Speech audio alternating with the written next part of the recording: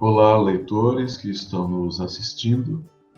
Nós vamos conversar hoje com Maria Marta Pereira Scherri, a nossa Marta Scherri, que é doutora em Linguística pela Universidade Federal do Rio de Janeiro e que atua agora como professora visitante nacional sênior com bolsa da CAPES, junto à Universidade Federal do Espírito Santo, em Vitória. Marta é autora na parábola editorial de 12 lindos filhotes de poodle e de Origens do Português Brasileiro, em colaboração e coautoria com Anthony Naro. Nós vamos conversar agora, no vídeo a seguir, sobre intolerância linguística, no quadro das considerações que ela fará sobre a variação linguística. Vai ser uma conversa muito interessante. Nós esperamos que vocês desfrutem e que depois vocês comentem o que acharam das posições firmes e lúcidas de Marta Scherri. Vamos ao vídeo. Marta, boa tarde. Boa tarde. Prazer falar com você. É muito tempo que a gente não se vê. Pois é, a alegria é toda minha, toda minha. Eu queria perguntar, para a gente começar a conversa, como é que os professores que estão em sala de aula desde o início da vida escolar podem mostrar às crianças que o que está fora e além das gramáticas e dos dicionários também existe e também precisa ser considerado e tematizado? Há muitos exemplos, há muitas possibilidades de mostrar isso, mas uma forma que eu acho hoje muito interessante e fácil, porque é de crianças, né? É a variação com os pronomes de segunda pessoa no Brasil, né? No Brasil a gente tem você, você, tu fala, tu falas, né? A gente tem essas cinco, né? 5 formas de se referir à segunda pessoa, sem falar em senhor, que aí iria mais, que eu vou falar disso um pouquinho também. Mas, enfim, no uso, ninguém vai dizer que ser não existe, o ser não existe, né? Tu fala não existe no Brasil, é impossível. Vai ser um lunático se estiver falando que não existe, né?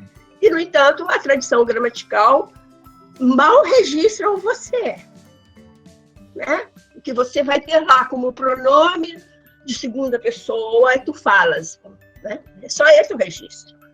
Você, você, e tu fala, você não vai encontrar esse registro na tradição gramatical. Então, nós usamos continuamente pronomes de segunda pessoa, como se ou você, ou tu fala. Claro que não é todo mundo que usa da mesma forma, né? Por exemplo, em Minas Gerais, temos predominantemente você e se. Tem você também, mas predominam se e você, né? Você vai para São Paulo, é você e se. São Paulo quase não tem você. Você vai para o Rio de Janeiro, você tem você tem que ser, você tem tu fala. Você vai para Brasília, você tem você e tu fala. Você vai para o Sul, como é que se diz? Pulula não é uma palavra boa, mas você tem muito tu fala. Você vai para o Maranhão, você tem tu fala, tem tu falas e tem você, né? Só para citar alguns. Você vai para Salvador, só dá você.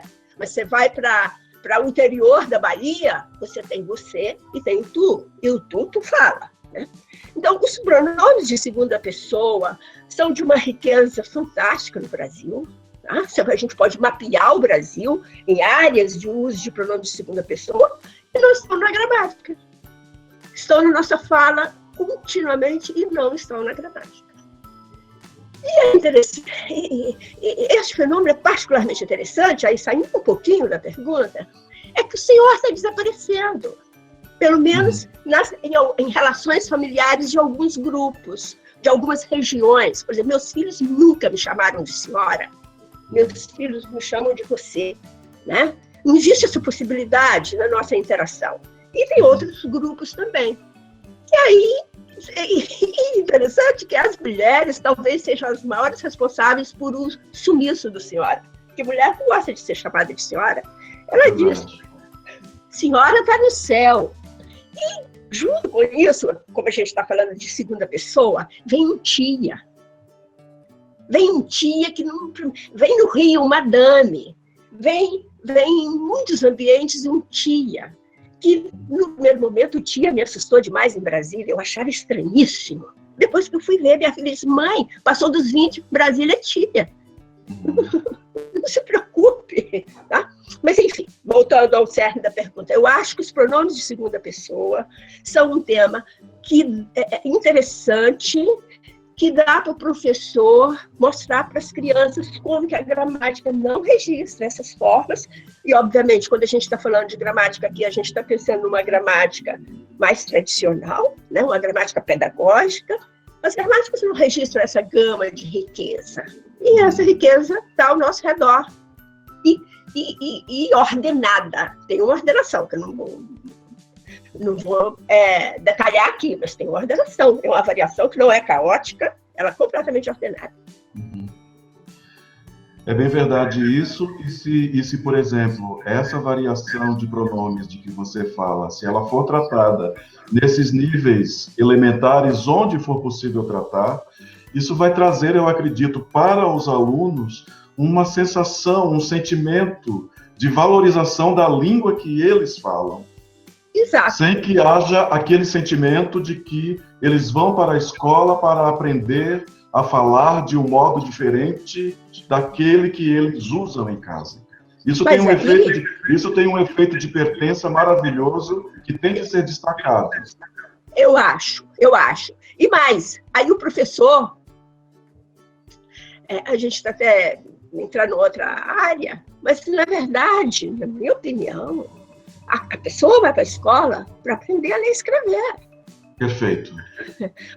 O que regula a nossa fala, que a nossa fala é regulada, são os grupos sociais, são o sentimento de identidade, ou sentimento de poder, sentimento de pertencimento, ou de pertença, como você colocou, né? Escola nenhuma regula a fala do outro. O que a escola regula é a escrita, é a leitura, que é o lugar, né? Que é outra, como é que fala? Outra habilidade que envolve um grande fenômeno chamado linguagem, ler e escrever. E se a escola fizer isso com a eficiência que tem de ser feita, o mundo se transforma. Leitores críticos e escritores críticos. Pois é. É para isso que a gente trabalha tanto, né? Agora, e de que forma, então, nós podemos fortalecer, Marta, em nosso cotidiano, o reconhecimento da existência da variação linguística? Primeira coisa, o fato da gente discutir questões linguísticas, segundo Labov, né, mostra exatamente que a língua muda. As línguas mudam no tempo. A língua está inserida no tempo e qualquer coisa inserida no eixo do tempo muda. Então, veja bem, cada comunidade, em cada momento de vida, ela tem a sensação que os jovens estão acabando com a língua. Né? Isso são todas as comunidades, né? Não tem exceção. Né? Porque a língua... Eu não sei se eu estou respondendo exatamente, mas o que eu quero mostrar é que a língua muda, a língua varia e a língua é um valor, né? É um valor muito grande. Então, se a gente mostra, se a gente discute não só a variação, mas a mudança, né? É possível que a gente consiga sensibilizar ou esclarecer mais essa questão. E exemplificando, talvez com questões de variação, inicialmente, que não causam clamor social. Né? Por exemplo, se você pega o imperativo, né, no português brasileiro, vou dar 2 exemplos, Salvador e Minas Gerais. Né? Por que eu escolhi Salvador e Minas Gerais? Não é porque eu sou mineira, não, tá? Mas é porque Minas Gerais, basicamente, Minas Gerais usa você, né? Você, sei ou ser, o macro você. Minas Gerais, de forma geral, não tem tudo, né? Um chiquitinho, um ponto perdido no espaço, mas não tem tudo. Salvador também não tem tudo.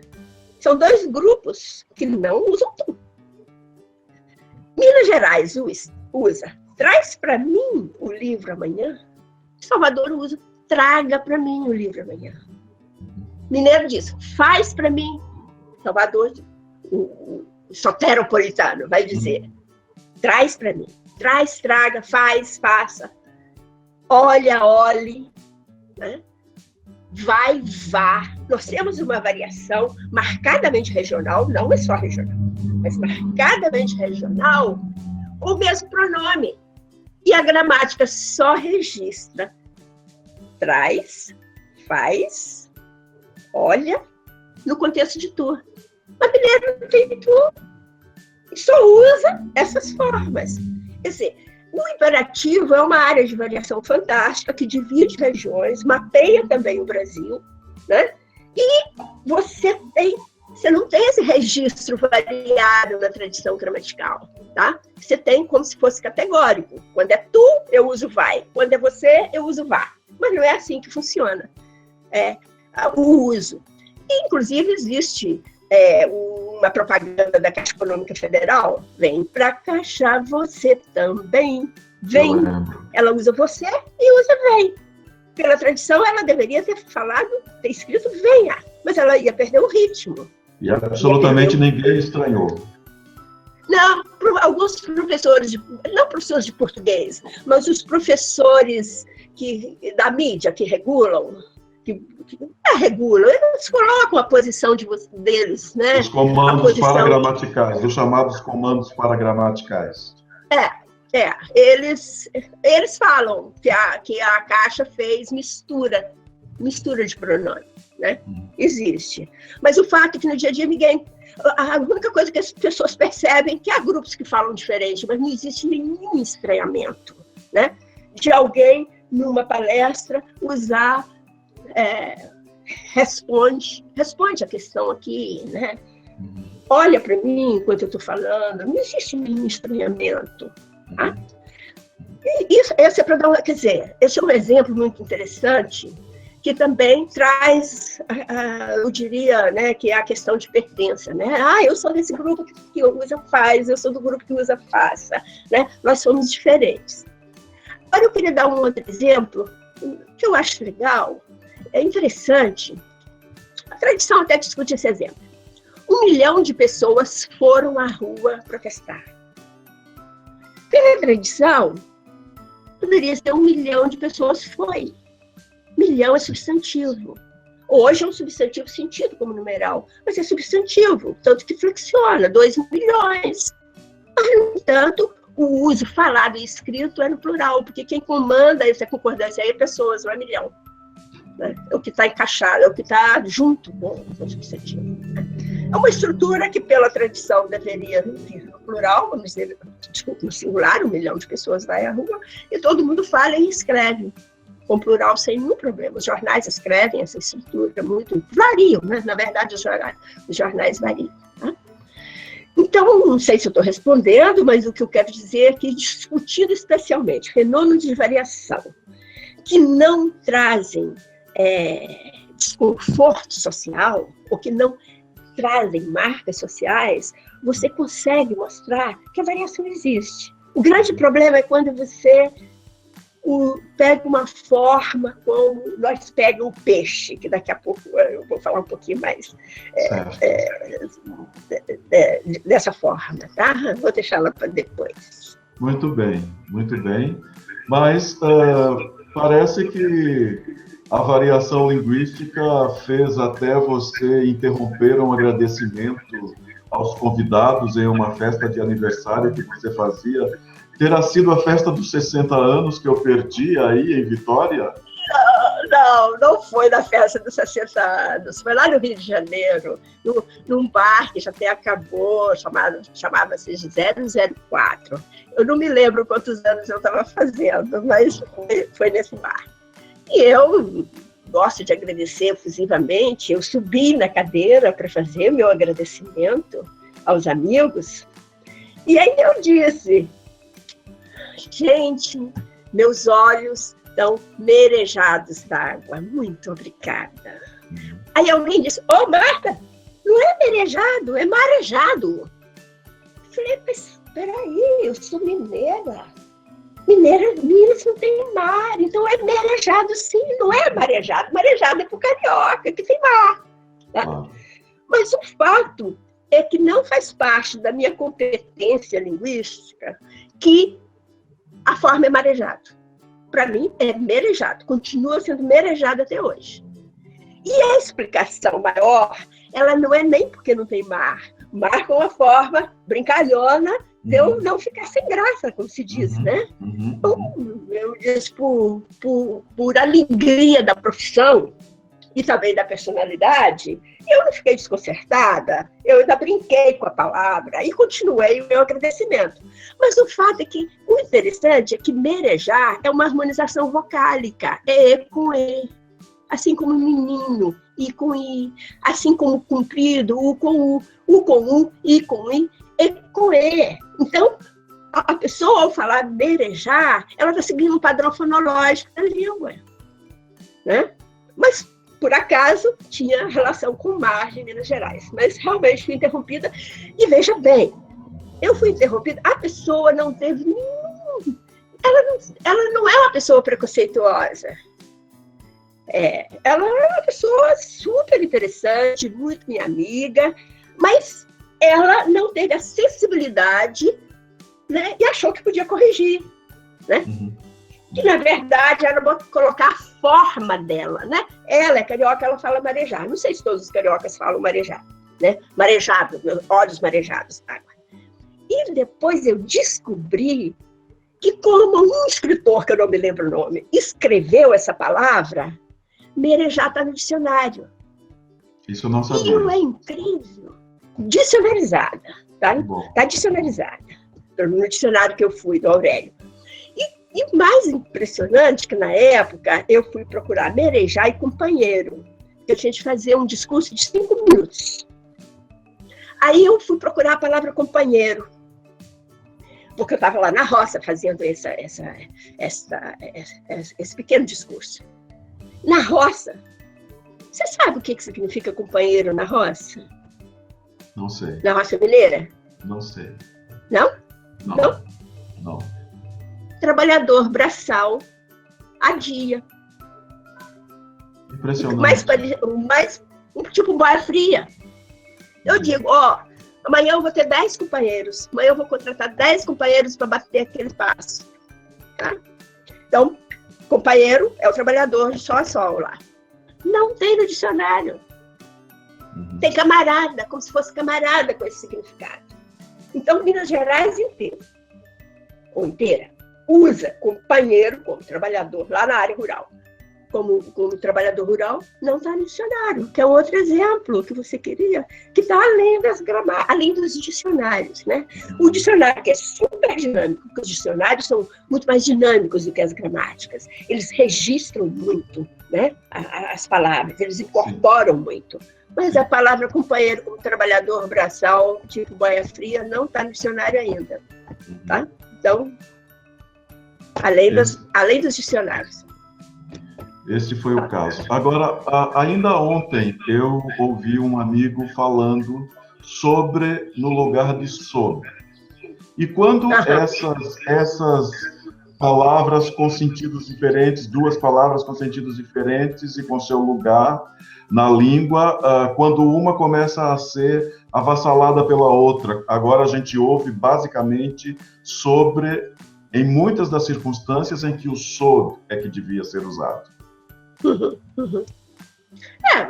Tem muito. Ir contra, ir contra ou ir ao encontro de, né? Você tem também aí as duas, nem sempre. As minhas ideias vão de encontro às suas ou ao encontro das suas. É realmente muito, de uso muito diversificado, né? Outra coisa, porque as línguas mudam. As pessoas não acreditam que as línguas mudam, não acreditam que a sua língua muda. Uhum. Quando voltam no passado, percebem que as outras línguas mudaram e que viraram línguas legitimadas pelo poder. Mas a sua língua não pode mudar, especialmente a língua, as formas atribuídas às classes de poder, né? Essas não podem mudar, porque elas vão acabar ali. É verdade, é verdade. Então, já que estamos falando da língua de determinados grupos sociais como a língua que deve ser ensinada na escola, o que você diria a respeito do preconceito linguístico entre as regiões brasileiras? O preconceito linguístico entre as nossas regiões tem enfraquecido com o passar do tempo ou não, ou ao contrário, tem se intensificado? Olha, talvez fosse interessante falar da questão geográfica e social, porque é o contraste entre elas que eu acho que vai trazer um melhor entendimento. Quando a variação é só geográfica e não tem reflexo de classe social, ela nem causa preconceito, as pessoas reconhecem as diferenças, especialmente no vocabulário. As pessoas, eu não percebo as pessoas falando de preconceito com relação às diferenças de vocabulário entre as regiões. Uhum. Né? Não sei se você concorda, mas eu não percebo. Concordo, simplesmente concordo. Você tem... a gente fala das diferenças, né? Agora, quando as diferenças geográficas podem ser associadas a uma região menos desenvolvida em termos econômicos, né? Não estou falando só em termos econômicos, pode acontecer de algumas variações serem desrespeitadas, não serem aceitas. Por exemplo, as pessoas falam muito da abertura das vogais, né? O nordestino abrindo as vogais de forma, às vezes, um pouco, sei lá, rejeitando. Mas, então, essa questão da rejeição da variação regional depende da associação com grupos sociais, com a escala do poder. Agora, de forma geral, eu acho que o preconceito não diminuiu uma vírgula sequer. O preconceito linguístico. Porque o preconceito linguístico, ele, na verdade, aí eu acho que eu posso entrar na questão da escala social. Os grupos sociais que dominam economicamente, eles querem dominar tudo. Uhum. Tudo. O jeito de vestir, o jeito de comer, o jeito de fazer política, tudo. Eu tenho ultimamente, principalmente ultimamente, com o jeito da caminhada do mundo, da caminhada do Brasil, eu acho que nós estamos longe de viver em democracia. Nós não sabemos viver em democracia. E em espécie nenhuma. A gente é um animal perverso, sabe? Perverso. A gente evoluiu muito em termos de domínio da tecnologia, mas não evoluiu em termos de civilidade. Né? Para mim, viver em democracia é viver respeitando o outro, as diferenças. As diferenças existem em todos os planos, né? Em todas as vidas. Quer dizer, a língua é só um aspecto desse plano. Né? Então, eu acho que eu fico, tem hora, até temerosa, porque eu vejo o preconceito aumentando no mundo, aumentando. É um paradoxo, porque a gente já tem mais leis né, nas leis para proteger as pessoas que são discriminadas, né? Sim. Mas eu vejo, às vezes, isso se acirrando, porque os grupos... Eu posso estar um pouco melancólica nesse momento, mas eu acho que as diferenças... O mundo está num momento de retrocesso, de convivência democrática.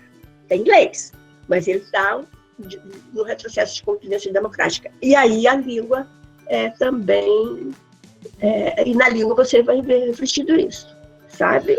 Eu concordo absolutamente com você, e enquanto você falava, eu estava lembrando de com quanto desagrado eu ouvi recentemente as pessoas dizendo que finalmente nós teríamos um presidente que saberia falar bem o português, porque o presidente em exercício soltou uma mesóclise, soltou 2 mesóclises em algumas falas, e houve toda uma camada da população que disse finalmente temos alguém que sabe falar no lugar de poder de onde se deve falar corretamente. Enquanto você falava, eu lembrei disso o tempo todo. Pois é. Ultimamente, eu tenho lido pouco as redes sociais, porque elas andaram me atrapalhando, assim, me perturbando, sabe? Mas, enfim, eu acho que existe um retrocesso. Mas, independente da gente entrar para essa seara, porque às vezes ela não agrada tanta discussão, eu queria ponderar um aspecto dos grupos sociais, porque os grupos, a variação na escala social, ela é menos tolerada do que a variação na escala regional, tá? Inclusive os países como a Alemanha, os Estados Unidos, para citar 2 exemplos, que são países mais desenvolvidos, as diferenças maiores são regionais e menos sociais, porque todas as pessoas estão razoavelmente no mesmo patamar, tiveram mais acesso à escola, aos bens, aos livros, etc. E tal, né? Mas o que eu quero ponderar é o seguinte: as pessoas de classes sociais mais abastadas foram à escola, né? Eu quero ponderar um aspecto. E aprenderam a ler e escrever, né? E sempre com a ideia, e vem atrelada a isso, a ideia de certo e errado. Então, juntam 2 coisas que eu acho que fortalecem o preconceito nas classes sociais. A natural incompetência do ser humano de viver em democracia. E de usar também a língua como um mecanismo de opressão, de distanciamento, né? Eu acho que se usa, né? E outro, o fato de ter passado pela escola, isso aumenta. Porque vem a ideia muito forte de livro, de gramática, que é uma coisa maravilhosa. E aí, eu acho que a sociedade, eu não sei como a gente vai desfazer esse nó, porque inclusive a academia às vezes não contribui para fazer. Eu não queria usar a palavra confusão, não achei uma palavra. Há uma relação equivocada entre língua falada, língua escrita e gramática, tá? Que são coisas diferentes. O ser humano nasce com a capacidade de fala. O ser humano com 2 anos de idade está falando. Precisa de ensino formal, 2 anos e meio, 3 anos e meio. Aí quando alguém fala, o português é tão difícil, né? O alemão é tão difícil, eu falei, olha, se uma fosse mais difícil do que a outra, ou mais fácil, você não teria 2 crianças. Alemão é difícil, você não teria uma criança alemã com 2 anos e meio de idade, 3 anos falando alemão. Ou quando alguém fala, português é difícil, não teria. Mas o fato é que, quando a pessoa fala português é difícil, ela está pensando muito mais no texto escrito. Ou então, na tradição gramatical, que é um registro. O que é a tradição gramatical? Na verdade, é um registro muitas vezes fantástico, mas tem muitos registros fantásticos, de um dado momento da escrita. Ela reflete algumas coisas da fala, quando ela diz não pode, Quando ela fala não pode, é porque aquilo existe na fala e ainda não foi registrada, né? Inclusive, não com medo. A tradição, quando diz não pode, você pode ter certeza que existe. Não sei em que grupo, mas existe. Né? Mas, enfim, a gente tem que buscar distinguir o que é língua falada, o que é língua escrita, o que é gramática. Da língua falada, nós somos todos senhores absolutos, cada um com a sua variedade.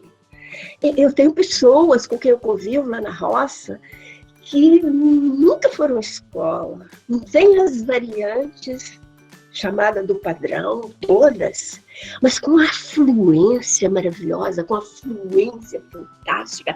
E eu vi duas pessoas assim, um que é um trabalhador braçal, né, com quem eu convivo muito, e uma pessoa fluente, daria um político maravilhoso do ponto de vista do convencimento, não de roubalheira. E vi um outro que ele é presidente dos trabalhadores, também com variantes não padrão. Essa eu ainda não conheço, eu não conversei, eu ouvi o discurso dele. Um discurso maravilhoso. Um discurso fantástico do ponto de vista discursivo, não estou falando do ponto de vista das variantes, das formas, né? E ele tem um domínio absoluto do seu discurso, ele tem um domínio absoluto das formas que ele domina, porque ele não domina todas as formas consideradas de prestígio, entende? Então, essa distinção entre língua falada, língua escrita, o registro gramatical, o registro dos linguistas, a gente tem de fazer essas diferenças e enfatizar que nós somos senhores absolutos da nossa fala. E só mudamos quando estamos diante de um grupo que a gente quer parecer com esse grupo. Porque se você não quiser parecer, você também não muda, não. Quando a gente quer aparecer com o grupo, aí a gente muda. E a gente muda. Não precisa de escola, na minha opinião, para regular a língua falada. Precisa de escola para ensinar a escrever, que é uma outra atividade. Escrever é como andar de bicicleta, né? Ou como jogar futebol, já que se fala em talento, que tem uns que têm um pouquinho mais de talento do que outros para escrever, mas escrever é uma atividade adquirida, ninguém nasce escrevendo. Poucas pessoas aprendem a escrever sozinhas, sem ensino. São raras, né? São raras. Normalmente, para aprender a escrever, você tem de ter ensinamento, né?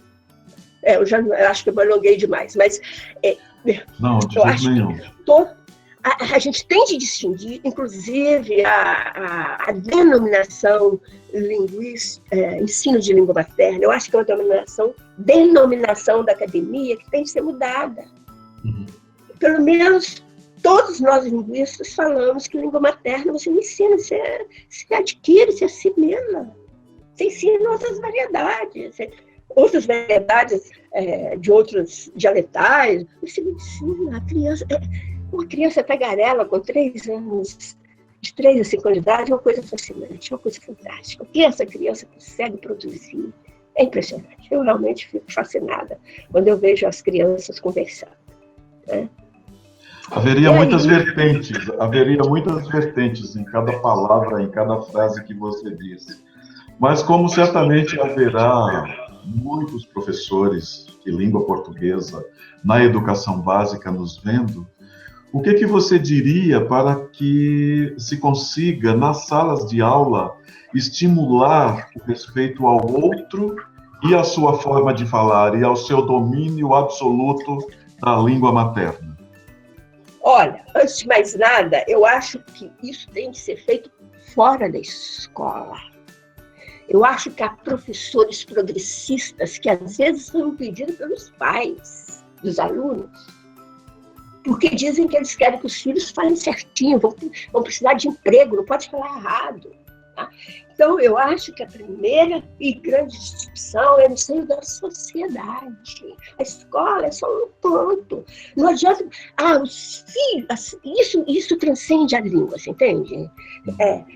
A sociedade é que desrespeita o outro. Então, eu colocaria essa discussão num plano maior, num plano, inclusive, constitucional, pelo menos da nossa Constituição de 1988.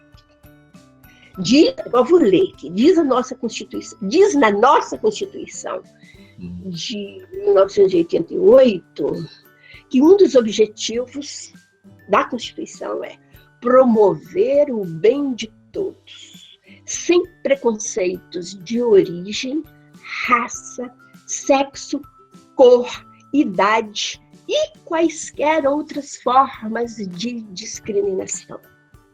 Só não citou língua, só falta explicitar língua, mas língua está em outras formas de discriminação. Então, antes de qualquer outra coisa, se a gente tem uma Constituição que em princípio nos regula, né? Porque somos animais, precisamos de instituições para nos regular. Somos animais inteligentes. Tão inteligentes que precisamos de instituições para que a gente não invada o espaço alheio, né?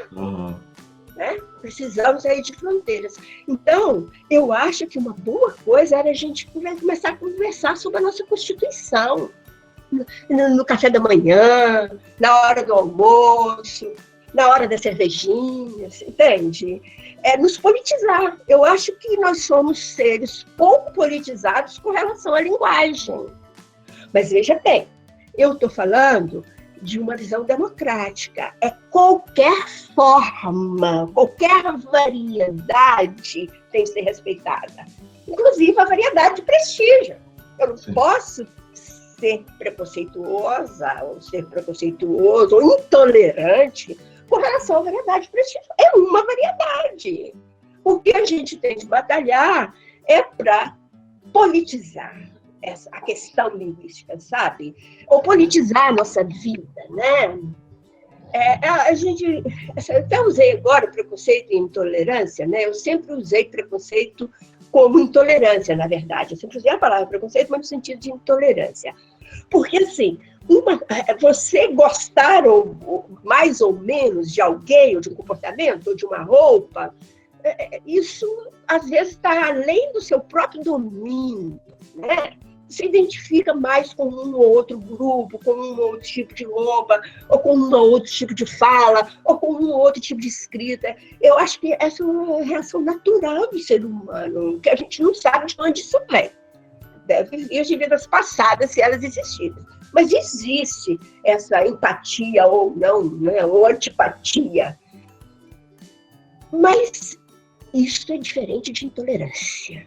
Intolerância é eu desrespeitar o outro verbalmente, publicamente, e associar à fala do outro adjetivos como burrice, falta de inteligência, descuido, desleixo, cuspir na sala, né? Desmerecer o outro pela fala, pela forma que ele tem, né? Que aí sim, aí você está indo contra a Constituição, que é a nossa lei maior. Aliás, nunca se falou tanto em Constituição ultimamente, né? Mas o fato é que a intolerância linguística ela é anticonstitucional. Nunca se falou tanto e nunca se ameaçou desrespeitar tanto a Constituição como atualmente. Mas eu lendo a Constituição, que eu fui ler, dos princípios fundamentais que eu fui ler, eu já tinha lido e fui reler, né? Outro dia, escrevendo um texto, um capítulo 12, que ainda vai existir. Né?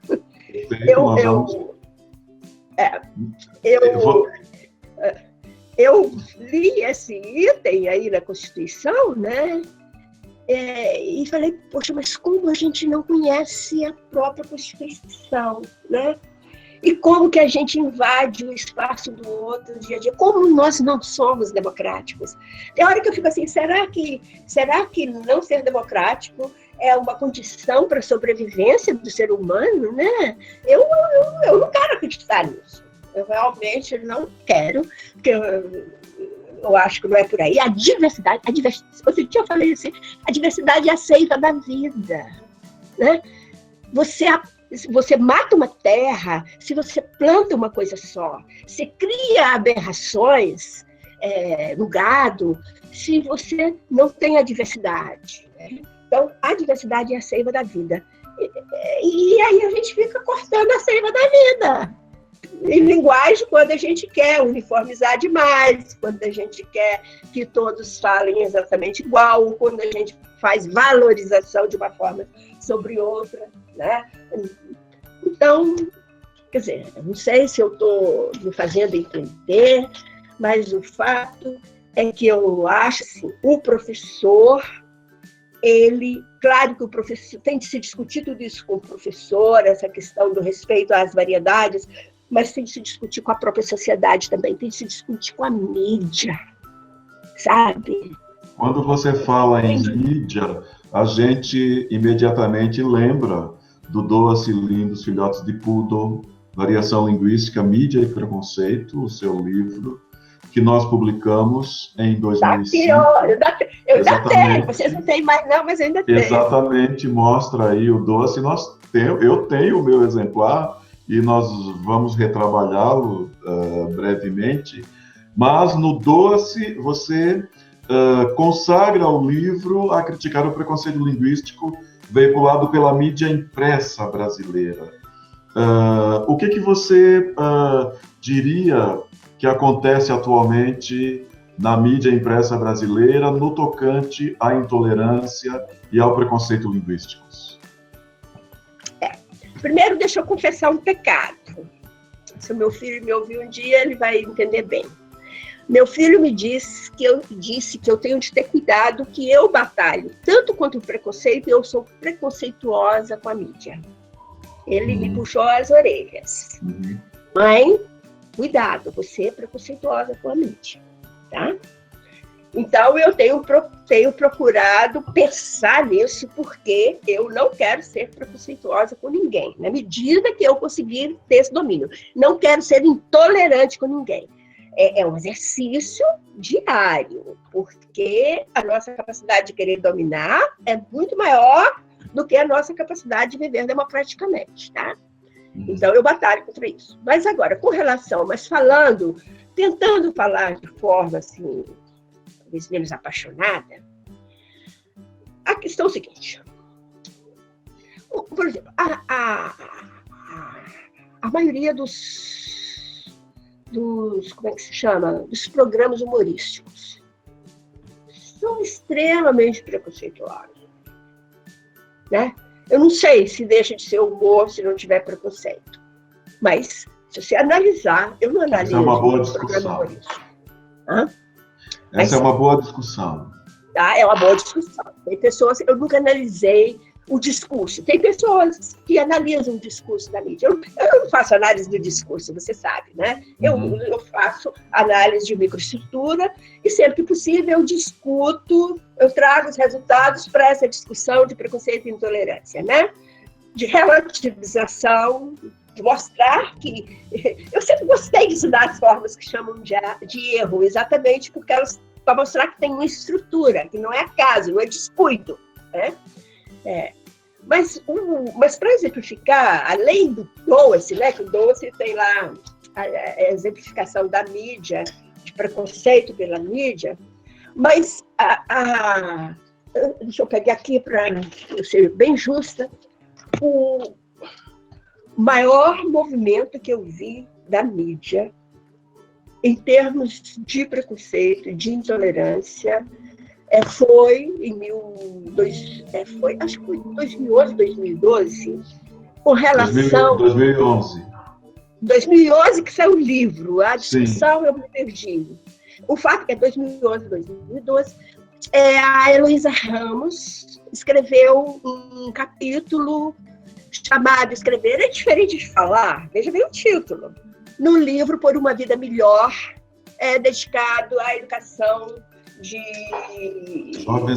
jovens e adultos, a educação de jovens e adultos, a EJA, né?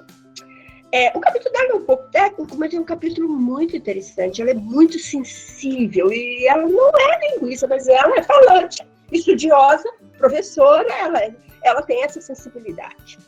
Então, ela usou no capítulo do livro dela, vou dar um exemplo só, sabe? Ela usou Nós Pega o Peixe, né? Nós pega o peixe, nós pega, eu achava que era nós pesca o peixe, porque eu andei pescando, mas nós pega o peixe. E usou outras estruturas, mas pegando essa que é bem emblemática. Ela usou essa estrutura para exemplificar a variação, para dizer que as pessoas, que há pessoas no Brasil, há grupos no Brasil que falam assim, né? E que isso é legítimo do ponto de vista da estrutura linguística, mas é uma estrutura que sofre intolerância. Essa é mais do que é intolerância. Então, ela discute o tempo inteiro no livro dela as diferenças entre fala e escrita. Aí, a mídia, o Jornal Nacional da TV Globo, colocou, né, colocou como algo negativo, como se pode levar uma estrutura errada para o livro didático, colocou, assim, na mídia, uma discussão muito forte e que invadiu, né? Eu li mais de 100 mensagens postadas num blog aí que eu quase me recuso a lembrar do nome do organizador do blog, eu já anotei, mas nem anotei, não vou falar o nome dele aqui. Mas, enfim, o dia que eu li as mensagens postadas, eu fiz uma estatísticazinha. Era tudo a favor da TV Globo, tudo a favor, tudo contra. Como é que a escola vai botar uma estrutura dessa num livro, uma estrutura errada, emburrecer os brasileiros? Como é que pode? Como é que não pode? Quer dizer, chegavam a dizer que era malversação do dinheiro público, a distribuição do livro. Isso eu nem vi. Eu sei que está ainda na mídia, né? Quem quiser rever essa polêmica, está tudo na mídia. Outro dia eu escrevi 2 textos sobre isso, que no primeiro momento eu fiquei muito triste, eu fiquei quase deprimida, eu tinha vontade de abandonar minha profissão. Eu falei, o que eu estou fazendo aqui? E, passado um tempo, eu resolvi escrever 2 textos. Eu fiz umas reflexões, mas o que eu quero colocar aqui? Nem ia falar dos textos que eu escrevi, mas o que eu quero colocar aqui é o seguinte. Houve uma manifestação forte, e eu juro para você, poucas pessoas leram o capítulo que a professora Heloísa Ramos escreveu. As pessoas... porque se leram, não entenderam. E se são leitores que não entenderam, eles voltar para a escola, né? As pessoas... Olha, pelo que as pessoas falaram, pelo que o Jornal Nacional falou e pelo que as pessoas postaram nas redes sociais, não leram. Eu li, reli, trili, tá? As pessoas não leram, as pessoas falaram em cima do imaginário. Elas não falaram em cima dos fatos que a Heloísa Ramos colocou, você entende? Porque a Heloísa Ramos discute com muita propriedade essa questão. E uma única coisa que a Heloísa não colocou é que nós pega. Não é falta de concordância de número, é expressão do tempo presente. Nós pega por alguns grupos sociais, só é usado no contexto de tempo presente. E nós pegamos só no contexto de tempo passado. É verdade. Então, o falante que faz, nós pegamos e nós pega, ele está estabelecendo uma distinção de tempo. É verdade. Há muitos trabalhos sobre isso já. Aqui é um trabalho da Camila Foiga, na comunidade de Santa Leopoldina. Eu fui para uma comunidade da Baixada Cuiabana. A gente está estudando esse fenômeno. Nós pegamos, para algumas comunidades, é pretérito perfeito, é tempo passado. Nós pega, é presente. E algumas comunidades... Aí você sabe o que o ser humano... Agora, o que as pessoas urbanas fazem, predominantemente? Sabe? O que fazem? Essa estrutura. Sabe? O que fazem nessa estrutura? A gente pega o peixe. A gente pega, sim. A gente pega o peixe. Ou a gente vem, eu brinco como salvador da pátria, você entende? Porque quase ninguém usa a gente pegamos, tá? São poucas pessoas. Ele é um estereótipo. Sim. É usado mais em contextos urbanos, é usado mais em tom justamente de manifestação de intolerância, em tom de brincadeira. Então, veja com o verbo no plural?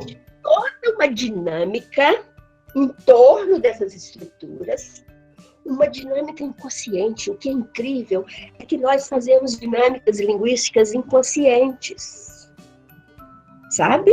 Uhum. E existe todo um sistema por trás, né?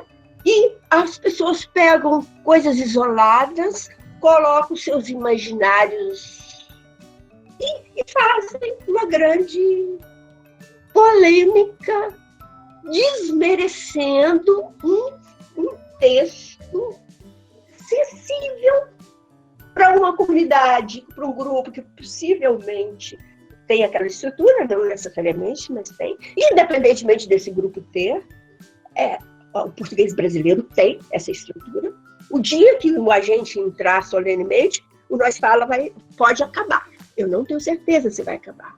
Pode acabar se o agente dominar todos os... o agente é um outro bom exemplo, né?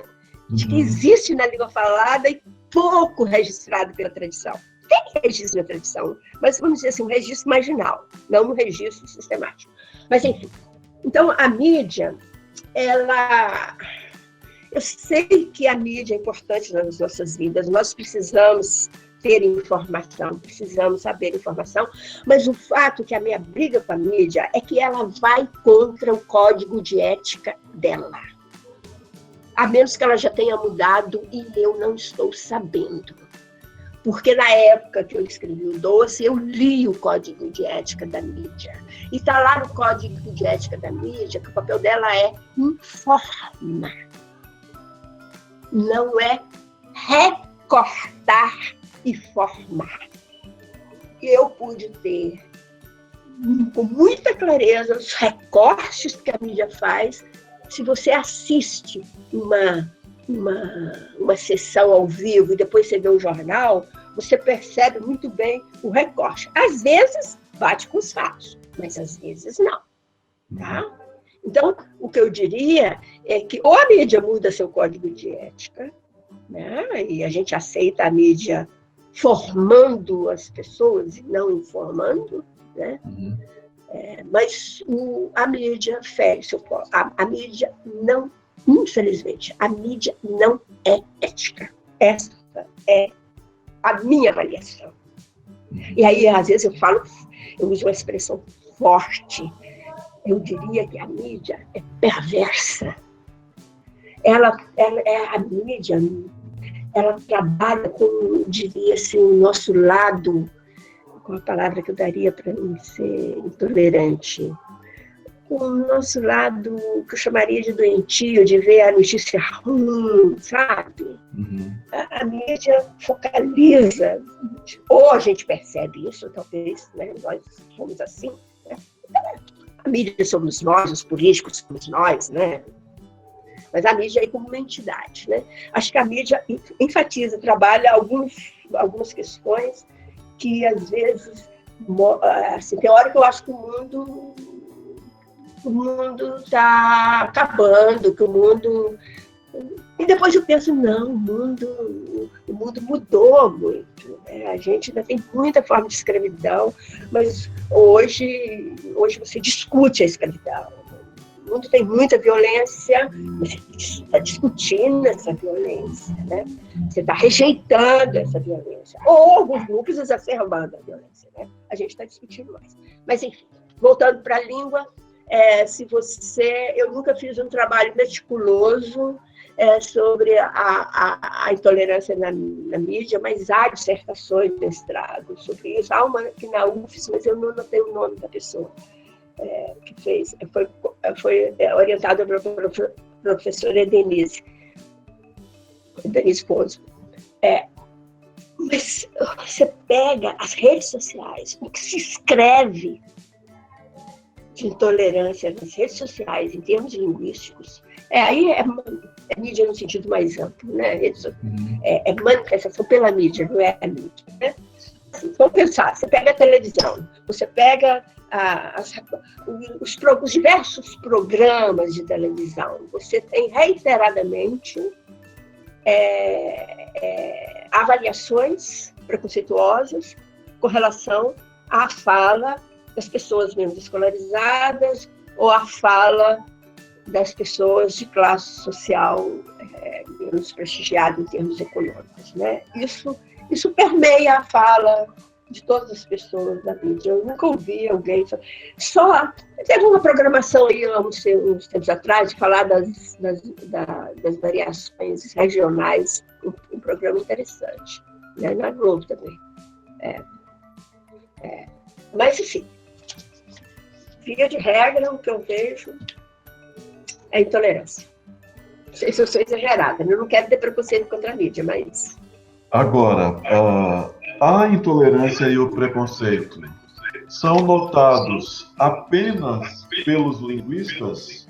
Como é que um leitor comum de um grande jornal ou um telespectador da mídia de massa televisiva pode ser despertado minimamente para exercer algum senso crítico na constatação e na avaliação dessa discriminação linguística promovida pela mídia? Ou isso estará reservado apenas aos pesquisadores e especialistas em estudos linguísticos? No Brasil, primeiro eu vou citar o Brasil, eu não conheço o mundo inteiro toda essa discussão, mas no Brasil eu diria que o preconceito linguístico, a intolerância, é percebido pelos especialistas. Eu acho que a pessoa comum, são raras as pessoas comuns que percebem, né? Eu acho que é pouco percebido. A grande ideia é não sei falar português. Uhum. A grande desculpa. A grande desculpa. Não, a ideia é introjetada. Uhum. Não é desculpa, eu acho que a ideia é introjetada, eu não sei português. Uhum. Eu estou falando da pessoa, assim, do dia a dia, que não está voltada para questões linguísticas, uma pessoa comum. Outro dia eu estava conversando, a pessoa perguntou, o que você faz mesmo? Porque agora eu estou com o pé na roça de novo, né? De vez em quando alguém me pergunta, porque eu viajo muito, né? E o Lessa está lá. O que você faz mesmo? Aí eu explico. Eu tenho que falar bonito perto de você. A gente fala errado demais, né? Existe o que eu chamaria de, talvez, de autopreconceito, né? Ou auto-intolerância também, né? Mas, novamente, eu acho que isso, posso estar enganada, tá? Eu posso estar enganada, que isso é mais forte em países com muita desigualdade social, como o Brasil. Porque as diferenças sociais são muito fortes. Né? Então, a gente conhece a história do Brasil. O Brasil, do ponto de vista democrático, ele só tem uns 30 anos, né? Ele foi invadido há 500. Mas de vivência democrática, até onde vai o meu conhecimento de história?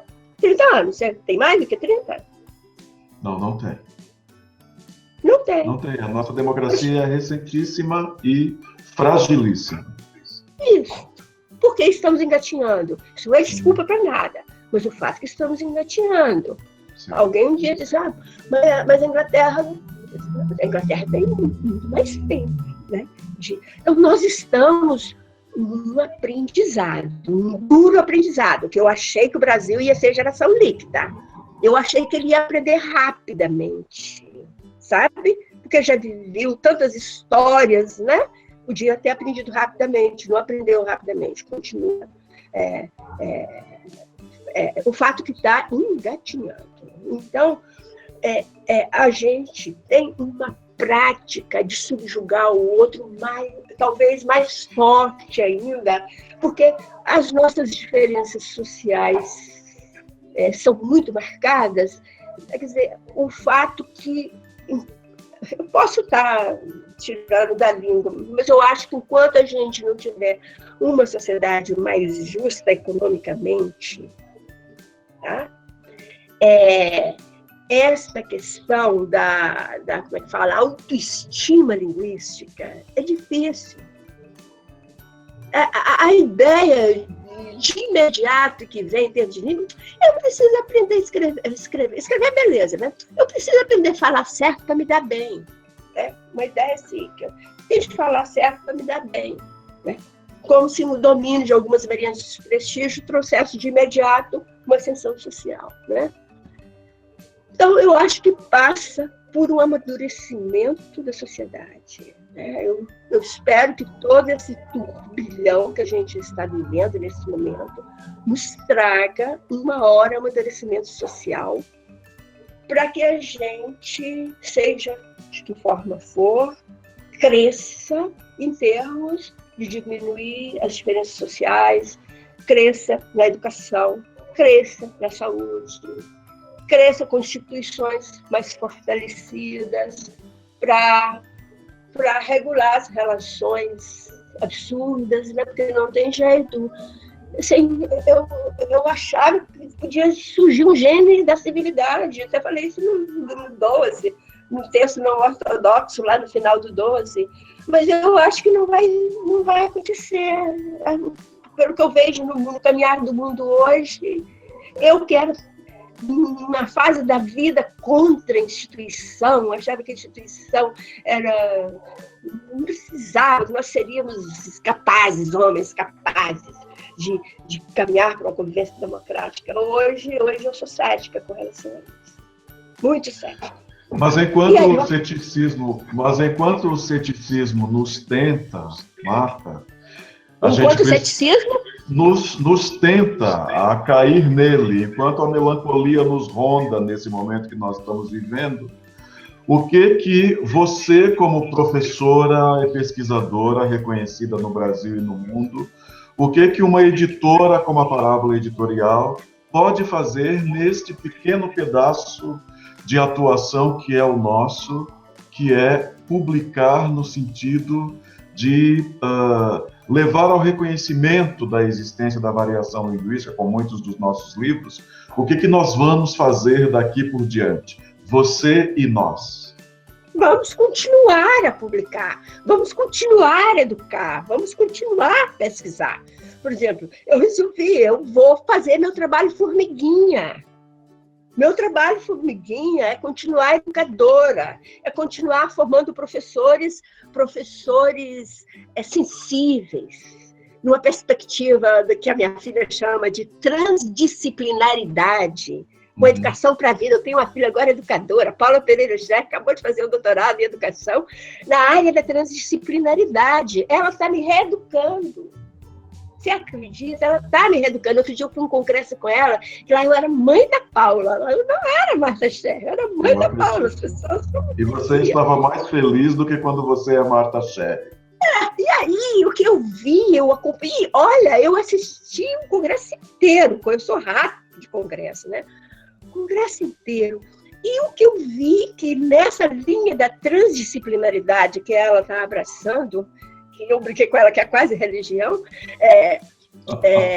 a linguística está pouco presente. Pouco presente. Os psicanalistas estão muito presentes. Eu vi uma palestra chamada Ecologia Profunda, fantástica. Tá na, como é que chama? Está no blog do evento que eles fizeram. Foi um evento pelos 90 anos do Edgar Morin. Né? Uma educação maravilhosa, tem pessoas trabalhando numa linha de uma educação humanística, numa linha de educação que veja o aluno como um todo, que busque as experiências dos alunos para a sala de aula, que não só depósito de conhecimento, mas que trabalhe o aluno como ser humano, entende? Então, assim, embora eu fique cética, eu também lembro que os políticos somos nós. Então, eu quero não repetir no meu dia a dia determinadas coisas que eu estou vendo. Então, eu acho que é o eterno trabalho formiguinha de pautar, a gente tem que pautar a vida da gente por um respeito ao outro, que é a questão da intolerância. Às vezes nós somos muito intolerantes ou invasivos, né? Então temos de batalhar a convivência democrática.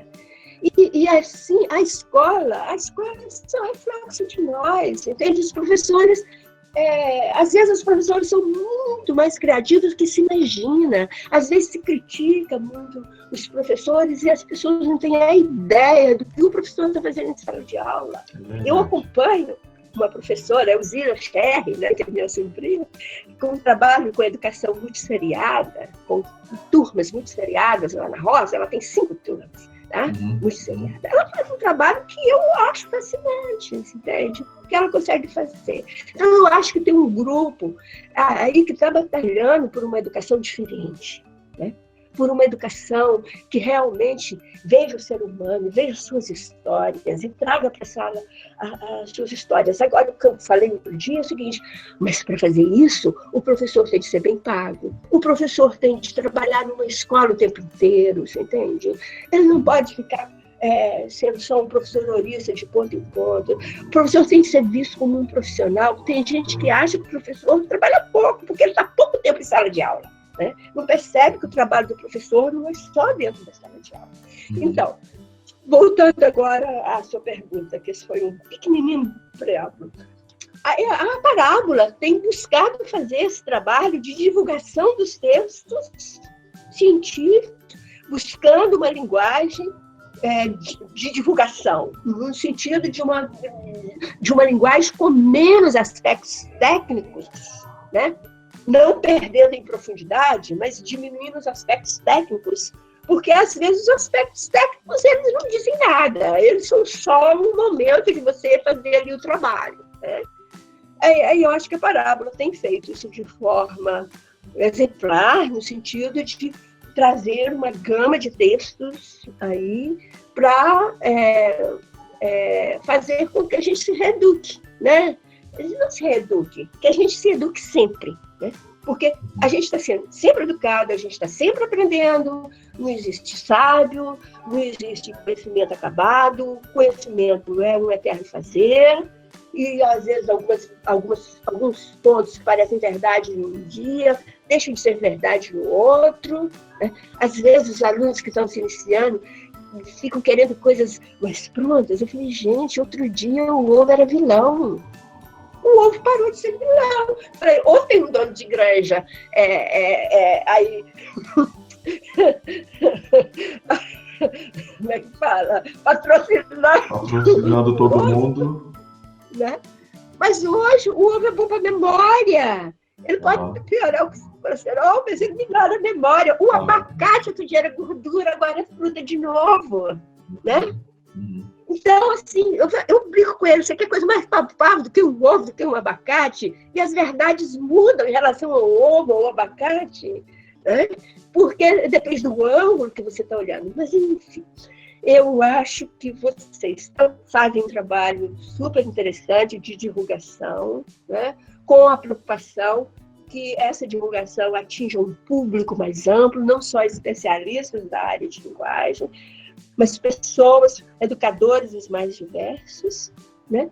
E acho que nós, professores, não podemos perder a esperança do trabalho de formiguinha e de educar os nossos alunos da melhor forma possível e de, acima de tudo, discutir democraticamente e lembrar que a democracia é o único caminho para uma relação humanística. Essa é a minha visão.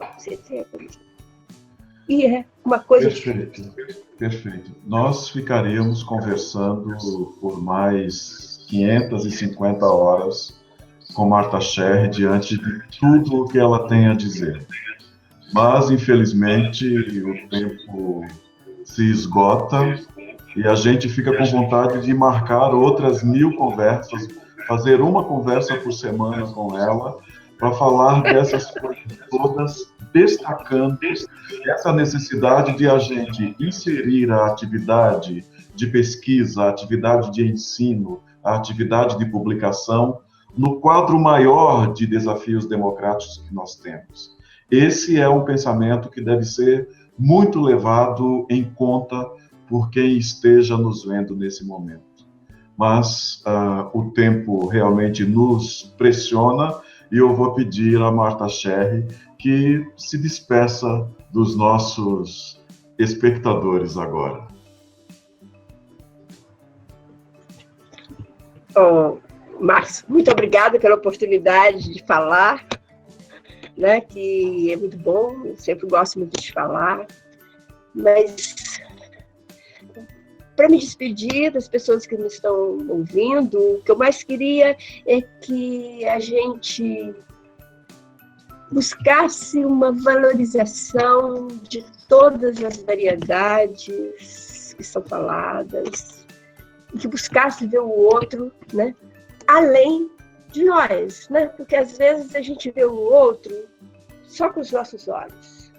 Às vezes a gente não exerce, roubando lá da minha filha, uma escuta sensível, né? O exercício da escuta sensível, ele tem de ser estimulado, né? A gente tem de falar, mas tem de buscar ouvir o outro, ouvir sensivelmente, né? E nessa relação de escuta sensível, de ver o outro, ou receber o outro, eu acho que a gente pode talvez viver um pouco melhor, sabe? A escuta sensível é uma coisa que eu tenho tentado, nem sempre consigo, porque falo demais.